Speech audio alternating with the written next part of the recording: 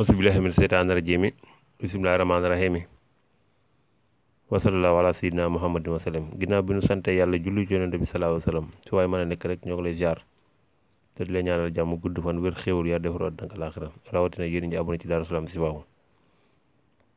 tey nag dinañ andil nopp bu yéeme nopp ndax am nañu ko fi laaj lu bëri waaye balay boobu ñu wax ne Daaru Salaam si waaw dana seet wala seetalee wax la sa sarax wala wax la sa càngaay foo mën a dem defe ji ko nga dem defe ji ko am tamit Daaru Salaam si waaw dana def ay ndombo yu dox ci bayre ak kaaraange. kon Daaru Salaam si waaw tey def li andi nopp nag mooy mag ñi dañ ko daan def mu gi nopp nag muy nopp bu yéeme mi ngi jóge tamit ci alxuraan benn baat la nekk bu nekk ci alxuraan te lu yomb la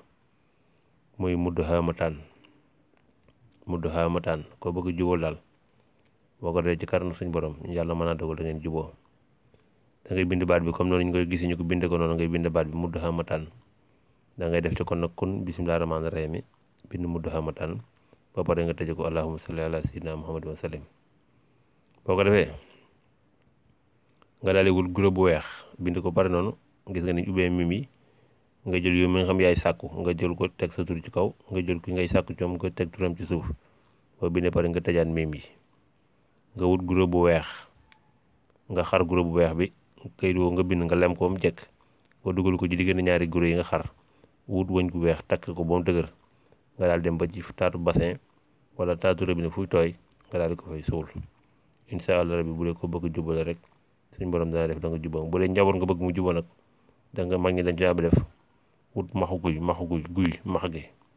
boo demee ci guy nga wut fa maxu guy nga def ko ci ceeb bi ñu añee toggaale ko wala nga def ko ci cere toggaale ko ñoom buñ ci lekk ci kër gi ñoom ñëpp ay juboo te kenn du leen mën tàggale ci kàttanu suñu borom tabaaraka wa taala. kon loolu lañ leen leen tey yéen ñi abonné ci Daaru Salaam si waaw ak mboolem ku ci abonné wul sax di leen ñaanal gudd fan wér xéwal yaa defar àddina ak àllaaxira wasalaamaaleykum wa rahmatulahi taala wa barakaatuhu.